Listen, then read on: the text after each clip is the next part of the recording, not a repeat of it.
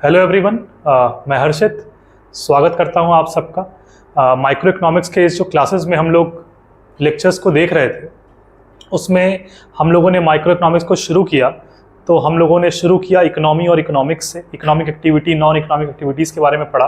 फिर last class में हम लोगों ने पढ़ा कि जो central problems of an economy हैं वो क्या होते हैं। फिर हमने वहाँ पर पॉजिटिव और नॉर्मेटिव के बीच के डिफरेंस को देखा। हम लोगों ने माइक्रो और मैक्रो के बीच के डिफरेंस को देखा। हम लोगों ने इकोनॉमिक सिस्टम्स कितने तरह के हो सकते हैं उनको देखा। और अब उसी क्रम में आगे चलते हुए आज का जो हमारा टॉपिक है वो है प्रोडक्शन पॉसिबिलिटी कर्व। ये एक इम्पॉर्टेंट टॉपिक है, ये एक इम्पॉर्टेंट टॉपिक है जो कि क्लास 11th के एग्जाम में पूछा ही जाता है, ठीक है ना, पूछा ही जाता है। इससे क्वेश्चंस आते ही आते हैं, इसलिए इसको ध्यान से देखिएगा। ये क्या है, क्वेश्चन में आपसे पूछ सकता है कि what is production possibility curve, या आपसे पूछ सकता है कि what is production possibility frontier, या आपसे पूछ सकता है कि व्हाट इज ट्रांसफॉर्मेशन कर्व। तो ये तीनों ही जो नाम हैं, ये तीनों ही नाम क्या हैं, एक ही के हैं। प्रोडक्शन पॉसिबिलिटी कर्व को या तो हम प्रोडक्शन पॉसिबिलिटी फ्रंटियर कहें, पीपीसी को या तो हम पीपीएफ कहें, या हम ट्रांसफॉर्मेशन कर्व कहें। तीनों ही बात क्या है, एक ही है। जैसा कि हम कह सकते हैं कि गंगाधर ही शक्तिमान है, ठीक है ना, अलग अलग जगह पर अलग अलग नाम है, ठीक है। अब जब हम पीपीसी के डेफिनेशन को देखते हैं तो वहां पर क्या दिखता है कि इट इज अ कर्व, क्योंकि आप देख रहे हैं यहां पर कर्व के बारे में बात हो रहा है। It is a curve showing different combinations of two goods out of given resources and constant technology. देखिए, आपको समझना यह है कि जब हम प्रोडक्शन पॉसिबिलिटी कर्व की बात कर रहे हैं तो हम लोग यहां पर एक प्रोडक्शन करते हुए एक प्रोड्यूसर के पर्सपेक्टिव में चीजों को सोचेंगे। अब प्रोड्यूसर यहां पर क्या कोशिश कर रहा है कि उसके पास एक गिवन रिसोर्स है और एक कांस्टेंट टेक्नोलॉजी है। उस हिसाब से वो किन्हीं दो गुड्स के कॉम्बिनेशंस में से ये चूज कर रहा है कि वो किसको कितना प्रोड्यूस करेगा। इसी के बारे में यहां पर बात हो रही है कि कर्व है जो क्या शो कर रहा है, डिफरेंट कॉम्बिनेशन शो कर रहा है किन्हीं दो गुड्स के बारे में गिवन रिसोर्सेज और कांस्टेंट टेक्नोलॉजी के अंतर्गत। आपको बात समझ में आ रही है? प्रोडक्शन करना है, ठीक है ना, एज अ प्रोड्यूसर हम लोग सोच रहे हैं। तो अगर गिवन रिसोर्स है तो आप अपने हिसाब से, अगर एक प्रोड्यूसर के माइंड से सोच रहे हैं तो आप अपने हिसाब से किसी एक्स कमोडिटी को ज्यादा प्रोड्यूस करना चाहेंगे और वाई को कम करना चाहेंगे। मैं अगर अपने तरफ से सोच रहा हूं तो हो सकता है मैं वाई को ज्यादा प्रोड्यूस करना चाहूं या एक्स को कम करना चाहूं। मतलब अपने अपने तरीके से प्रोड्यूसर क्या करेंगे, कोई दो गुड्स को लेंगे और दोनों गुड्स कैसे होने चाहिए, जैसे एक पिज्जा हो गया, एक बर्गर हो गया, कॉटन हो गया, कॉर्न हो गया, ठीक है ना। हम क्या करेंगे, ऐसे गुड्स लेंगे जिनको हम क्या कर सकें, यूज कर सकें एक दूसरे के बदले। तो अगर मैं इस बात को आगे बढ़ाऊं और इस बात को आगे बढ़ते हुए हम लोग एक काम पहले करते हैं कि इसके एजम्पशंस को समझ लेते हैं कि इस पीपीसी को बनाने के लिए किन एजम्पशंस की जरूरत है। तो पहला एजम्पशंस तो हमारा यह है कि हमको दो कमोडिटीज के बारे में बात करनी है, two commodities to be produced. हमें दो कमोडिटीज के बारे में बात करनी है। दूसरा एजम्पशन हमारा यह है कि जो रिसोर्सेज हैं आर लिमिटेड। रिसोर्सेज क्या हैं, लिमिटेड हैं। तीसरी बात, जो टेक्नोलॉजी है रिमेन्स कांस्टेंट। टेक्नोलॉजी क्या रहेगी, पूरे प्रोडक्शन प्रोसेस के अंतर्गत कांस्टेंट रहेगी, टेक्नोलॉजी को हम चेंज नहीं कर सकते। फोर्थ, हम कह सकते हैं कि MRT यानी marginal rate of transformation remains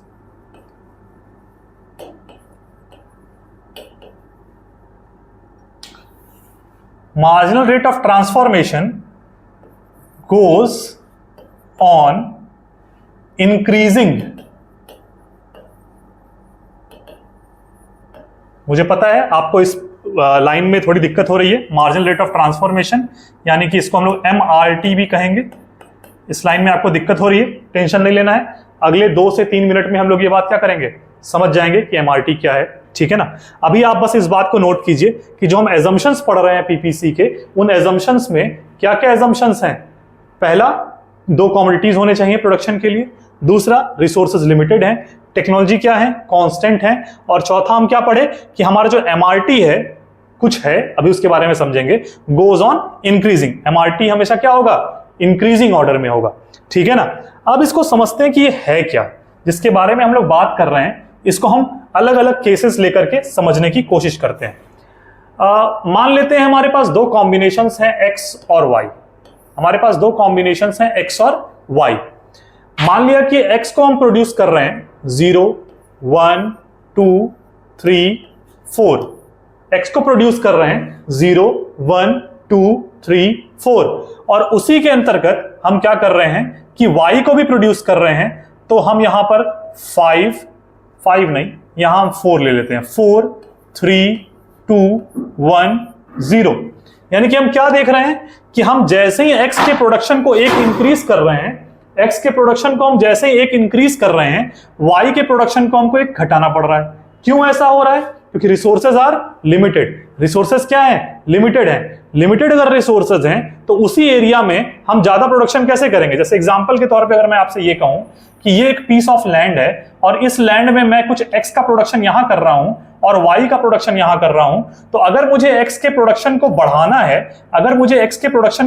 है, तो इसको बढ़ाने का तरीका मेरे पास क्या हो सकता है कि मैं वाई को क्या कर दूं, कम कर दूं। इस लाइन को मैं यहां ना ड्रॉ करके इस लाइन को मैं यहां ड्रॉ कर दूं और ये पूरा एक्स का प्रोडक्शन हो जाए, या मैं क्या करूं कि इस लाइन को, इस एक्स के एरिया को बढ़ा दूं। लेकिन क्योंकि हम ये एजम्पशन मान चुके हैं कि जो हमारे रिसोर्सेज हैं वो लिमिटेड हैं, तो इस रिसोर्सेज के लिमिटेड होते हुए हम इस एरिया को तो नहीं बढ़ा सकते, तो हम कर क्या सकते हैं, एक्स को बढ़ाने के लिए हमारे पास एक ही रास्ता बचता है कि हम वाई को क्या कर दें, रिड्यूस कर दें। तो यानी कि अगर हम यहां देखें तो x को 0 से 1 करने के लिए हमको y को 4 से 3 करना पड़ा, और फिर से x को 1 से 2, 2 से 3 और 3 से 4 करने के लिए हमको लगातार y को क्या करना पड़ रहा है, रिड्यूस करना पड़ रहा है, कम करना पड़ रहा है। तो हम क्या देख रहे हैं कि जैसे जैसे हमारा 1 यूनिट ऑफ x इंक्रीज कर रहा है, वैसे वैसे हमारा 1 यूनिट ऑफ y क्या हो रहा है, डिक्रीज कर रहा है। यानी अगर हम ये कहें कि कितने का चेंज यहां पर आ रहा है, तो हम कह सकते हैं कि 1 यहां कम हुआ, 1 यहां कम हुआ, 1 यहां कम हुआ, 1 यहां कम हुआ। ठीक है बात। अगर हम एक और केस x और y का ले लें,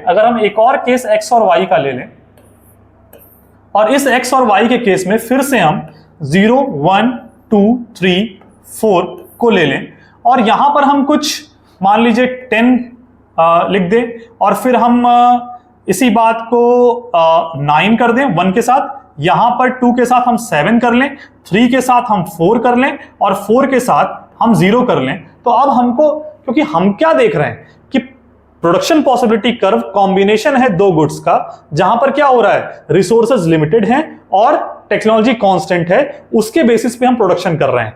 तो जैसे जैसे हम x को बढ़ा रहे हैं तो वैसे वैसे y क्या होता जा रहा है, डिक्रीज करता जा रहा है।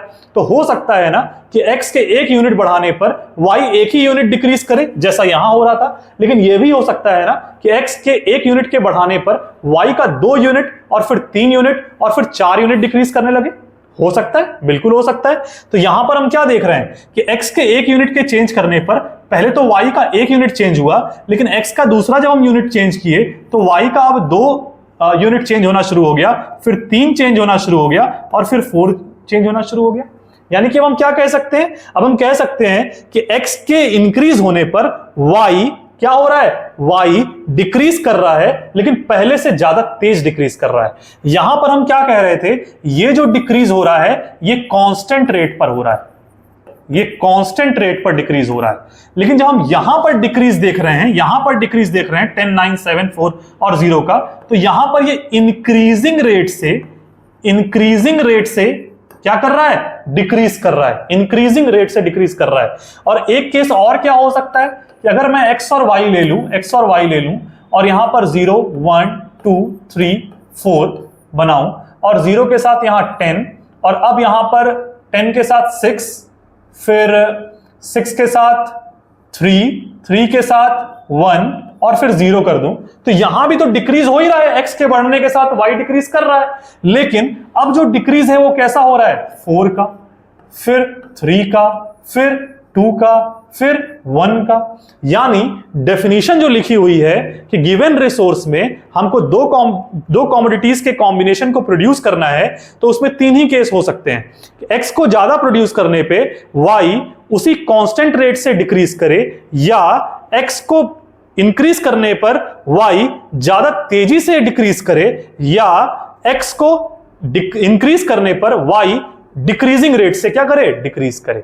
हम यहां पर क्या देख रहे हैं कि वो डिक्रीजिंग रेट से क्या करता जा रहा है, डिक्रीज करता जा रहा है। यानी यहां पर इंक्रीजिंग रेट देखने को मिला, यहां पर कांस्टेंट देखने को मिला, और यहां पर हम क्या देख रहे हैं कि वो लगातार घटता जा रहा है, डिक्रीज करता जा रहा है, उसका चेंज जो है वो डिक्रीज करता जा रहा है। चेंज 1 2 3 4 इंक्रीजिंग रेट से इंक्रीज नहीं कर रहा है, बल्कि 4 3 2 1 डिक्रीजिंग रेट से क्या कर रहा है, डिक्रीज कर रहा है। आपको बात समझ में आ गई? यहां इंक्रीजिंग रेट से डिक्रीज, यहां डिक्रीजिंग रेट से। आपको ये बात क्लियर हो रही है? ये 3 केस हो सकते हैं। अगर हम ग्राफिकली रिप्रेजेंट करने की कोशिश करें, और ये हमारी बात इंपॉर्टेंट है, यहां पर अगर x कमोडिटी को दिखाएं, यहां पर अगर हम y कमोडिटी को दिखाएं, तो हमको क्या दिख रहा है कि x पे 0 1 2 3 4 हो रहा है, 1 2 3 और 4। y पर हमको क्या दिख रहा है, ये भी 0 to 4 गया है, यानी 1 2 3 और 4।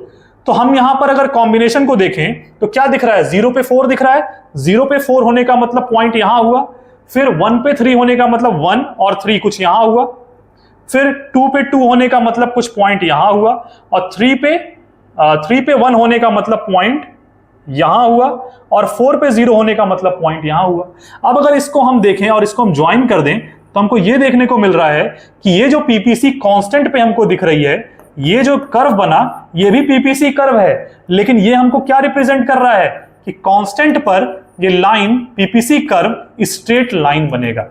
ये कर्व कैसा होगा, स्ट्रेट होगा, एकदम सीधी लाइन आएगी। ठीक है ना? अब ये कंफ्यूज मत होइएगा कि कर्व है और यहां लाइन बोल रहे हैं। इकोनॉमिक्स में क्या है, हम कर्व, डिमांड कर्व बोलते हैं, लेकिन वो लाइन कैसी हो सकती है, सीधी भी हो सकती है। तो इस चीज में कंफ्यूज मत होइएगा। ठीक है ना? यहां पर ये पीपीसी कर्व कैसा है, स्ट्रेट लाइन है। किस केस में, जब जो चेंज है वो कांस्टेंट है। जब चेंज क्या है, कांस्टेंट है। जब हम देख रहे हैं कि इंक्रीजिंग रेट से चेंज हो रहा है, इंक्रीजिंग रेट से चेंज हो रहा है, तो इस केस में, अच्छा इसका ग्राफ मैं यहां बनाता हूं। इस केस में अगर हम ग्राफ को देखें, इस केस में अगर हम ग्राफ को देखें, यहां x, यहां y, यहां ओरिजिन, तो याद रखिएगा ये बात, यहां जब हम लोगों ने पीछे हम लोगों ने क्या पढ़ा कि MRT goes on increasing, MRT grows on increasing.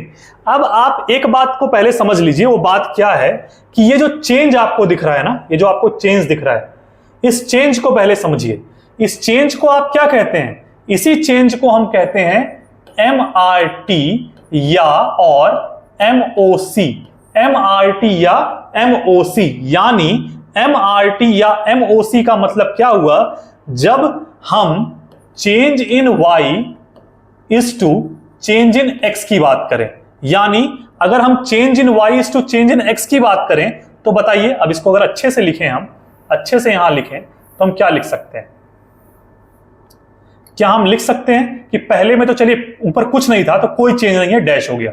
दूसरे में क्या हमको दिख रहा है कि चेंज इन Y 1 का हुआ है, और चेंज इन X भी 1 का हुआ है, तो 1:1। क्लियर है बात? यहां पर चेंज हमको फिर से Y में 1 का दिखा और X में भी 1 का दिखा, यानी यहां भी 1:1, यहां भी 1:1 आप देख सकते हैं, और यहां भी 1:1। यानी हमको क्या देखने को मिल रहा है कि जो चेंज इन Y और is to change in X है, वो 1:1 के रेशियो में देखने को मिल रहा है। और जो चेंज है Y और X का, जो चेंज है delta Y upon delta X, इसी को हम क्या कह रहे हैं, इसी को हम MRT कह रहे हैं। इसी की बात हम पीछे कर रहे थे कि मार्जिनल रेट ऑफ ट्रांसफॉर्मेशन क्या होगा, मार्जिनल रेट ऑफ ट्रांसफॉर्मेशन क्या होगा, MRT हमेशा क्या होगी, MRT हमेशा राइजिंग होगी। क्यों? क्योंकि ये 3 केस भले ही हम यहां पर पढ़ते हैं, ये 3 केस भले ही हम यहां पर पढ़ते हैं, लेकिन जो पीपीसी की बात हम यहां कर रहे हैं उसमें हमको सिर्फ और सिर्फ इसी पीपीसी को ध्यान में रखना है कि एमआरटी कौन सी वाली चीज को हमको याद रखना है, जो हमारे एजम्पशन में है पीपीसी के, कि जहां पर एमआरटी क्या हो रहा हो, इंक्रीज कर रहा हो। क्या कर रहा हो? इंक्रीज कर रहा हो। और इंक्रीजिंग पीपीसी, इंक्रीजिंग जो एमआरटी होगा उसका शेप कैसा होगा? उसका शेप याद रखिए कि कॉनकेव होगा। उसका शेप कैसा होगा? इस पीपीसी का शेप कैसा होगा? कॉनकेव होगा। कॉनकेव कब होगा? याद रखिए, कॉनकेव कब होगा? अब फिर से इस बात को मैं लिख रहा हूं, कॉनकेव कब होगा? अगर मैं यहां पर एमआरटी लिख लूं या इसी को एमओसी। अच्छा, एमआरटी मतलब marginal rate of transformation, MOC का मतलब मार्जिनल अपॉर्चुनिटी कॉस्ट। अभी इसके बारे में बात करते हैं, ठीक है। यहां पर हमको क्या देखने को मिल रहा है? Delta Y is to delta X. यहां पर हमको ऊपर तो कुछ नहीं, इसके ऊपर कुछ नहीं है तो डैश। फिर यहां क्या देखने को मिल रहा है? 1 का चेंज डेल्टा वाई में और 1 का ही चेंज डेल्टा एक्स में। फिर हमको क्या देखने को मिला? 2 का चेंज डेल्टा वाई में और 1 का चेंज यहां। फिर यहां 3 का चेंज और यहां 1 का चेंज। फिर यहां क्या देखने को मिला? 4 का चेंज और यहां 1 का चेंज। यानी हम देख रहे हैं कि हमारा जो रेशियो है 1:1, 2:1, 3:1 और 4:1, यानी कि रेशियो क्या होता जा रहा है? इंक्रीजिंग रेट से इंक्रीज करता जा रहा है।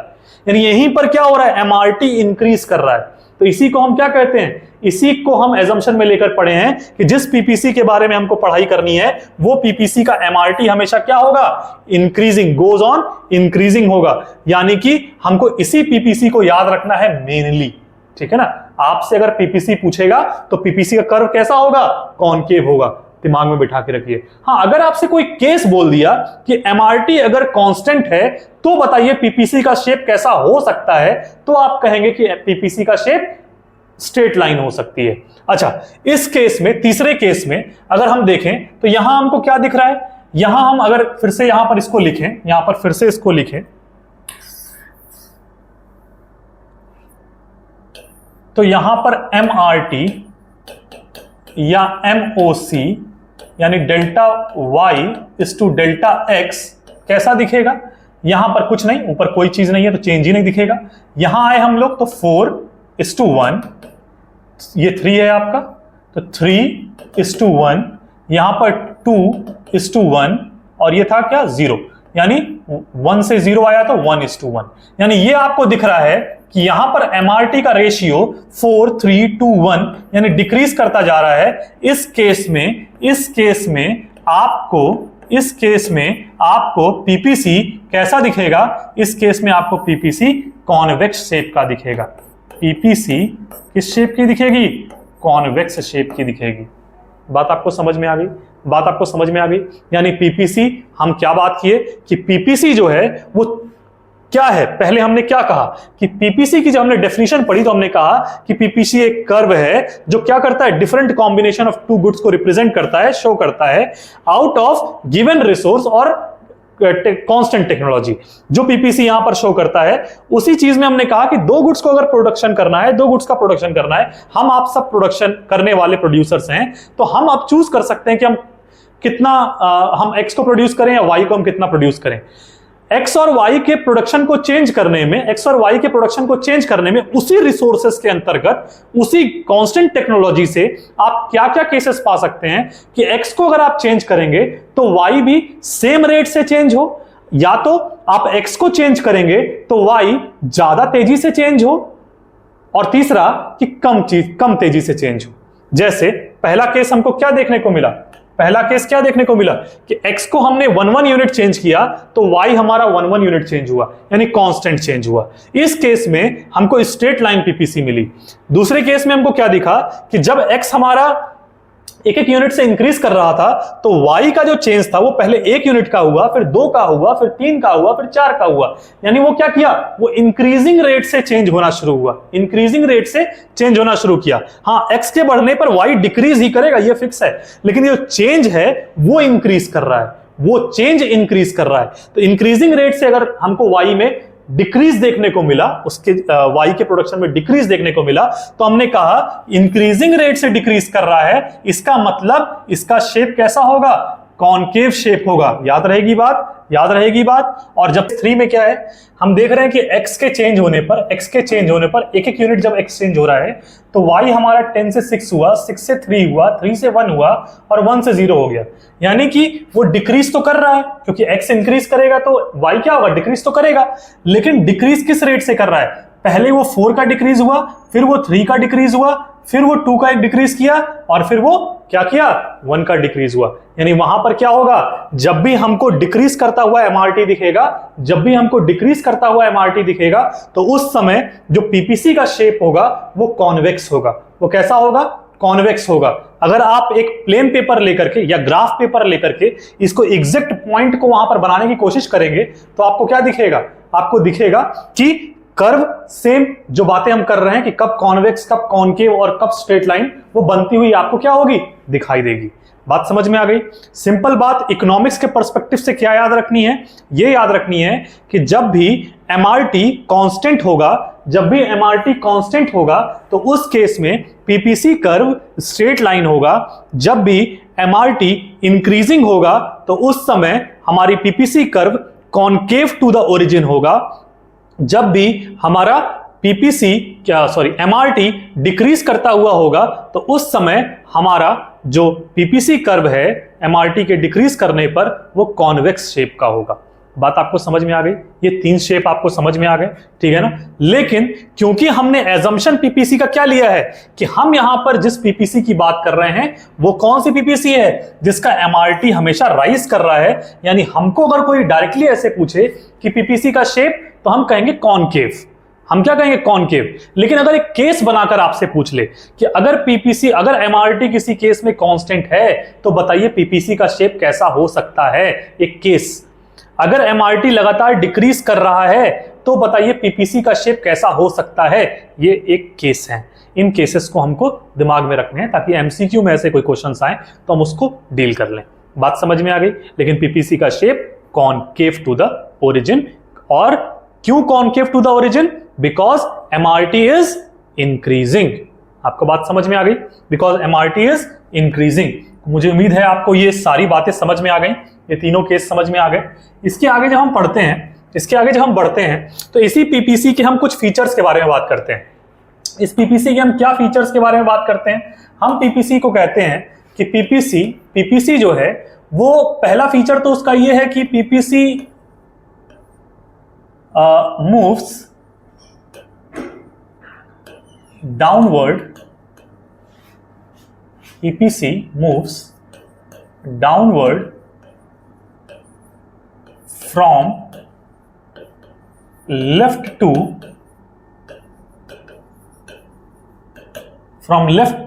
right। यानी पीपीसी मैंने क्या कहा कि PPC left to right downward क्या होती है, मूव करती है।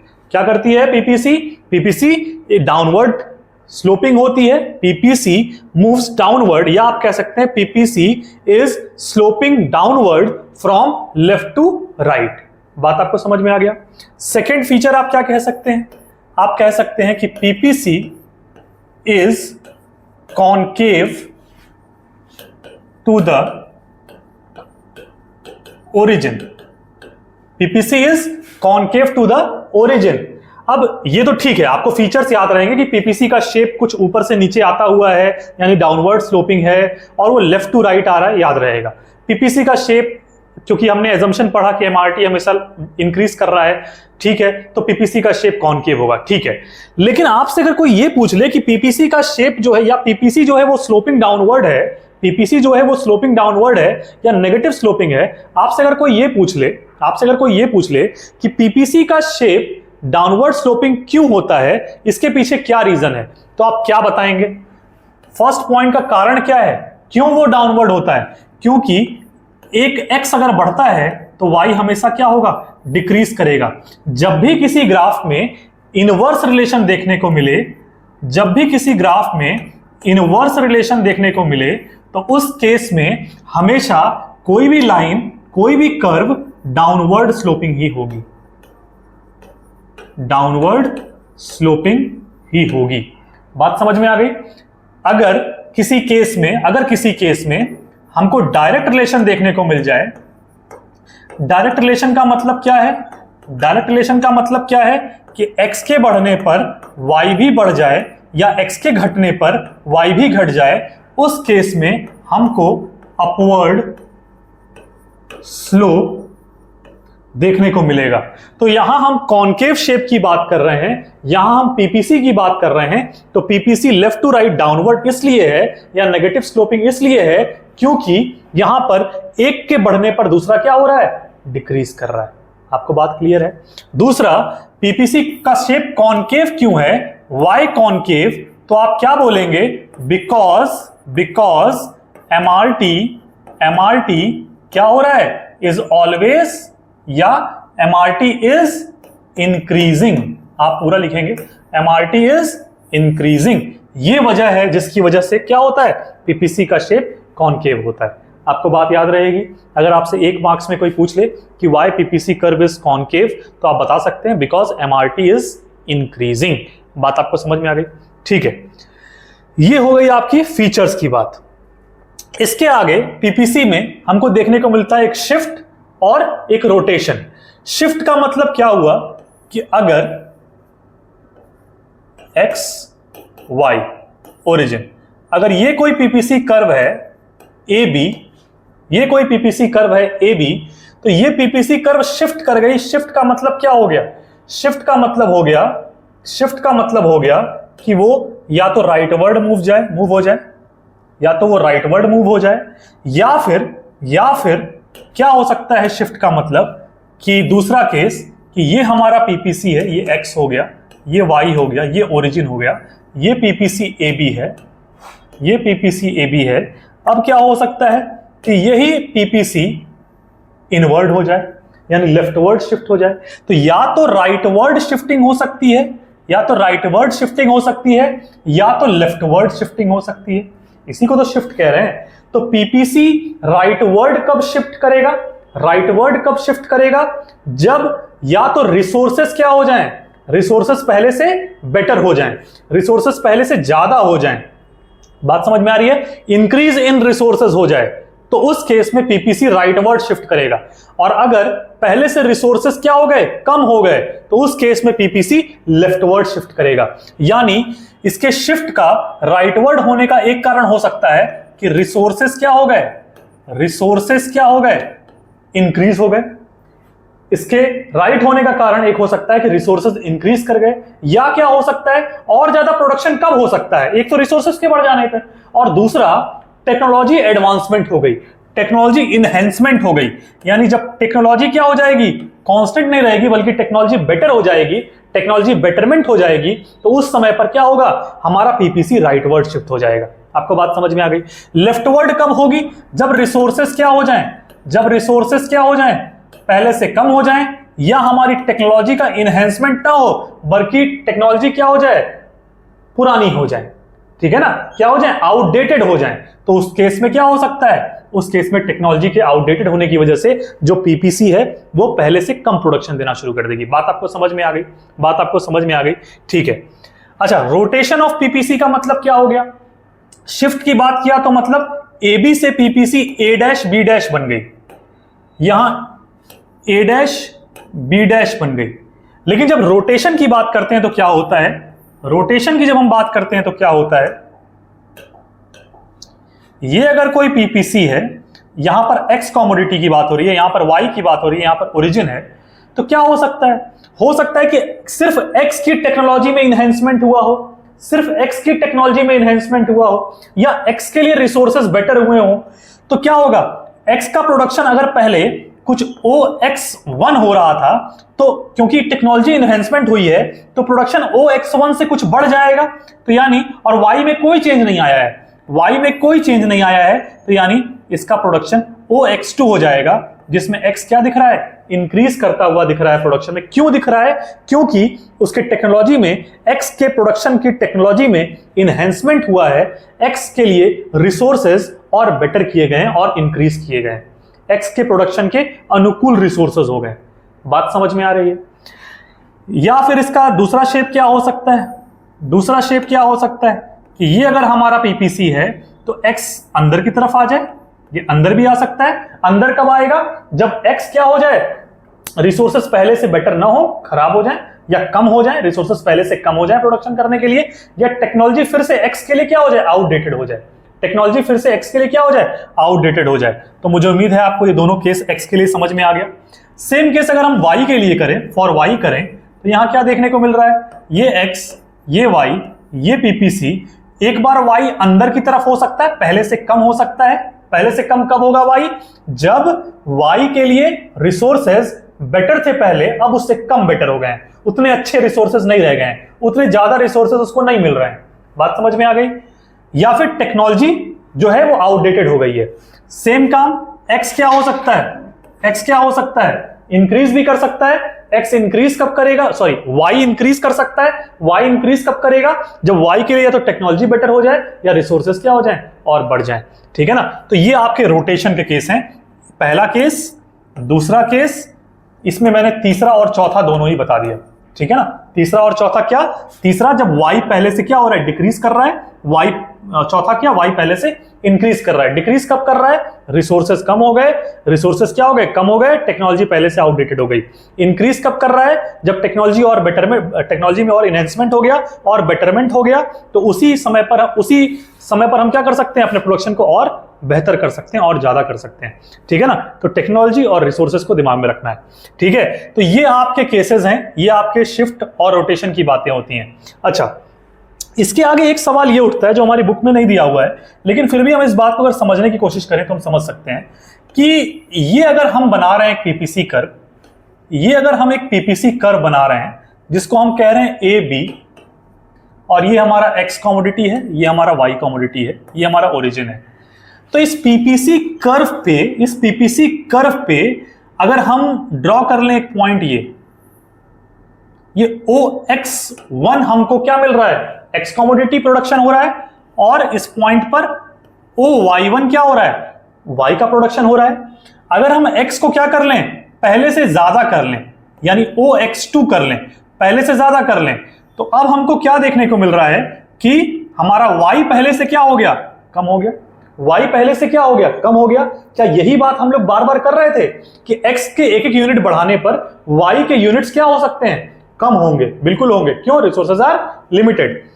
अब अगर हम इस पीपीसी कर्व पर हैं, अगर हम इस पीपीसी कर्व पर हैं जिसपे इनफाइनाइट पॉइंट्स होंगे, इस पीपीसी कर्व पर इनफाइनाइट पॉइंट्स होंगे, इस इनफाइनाइट पॉइंट्स पे अगर हम हैं तो हम क्या कर रहे हैं, हम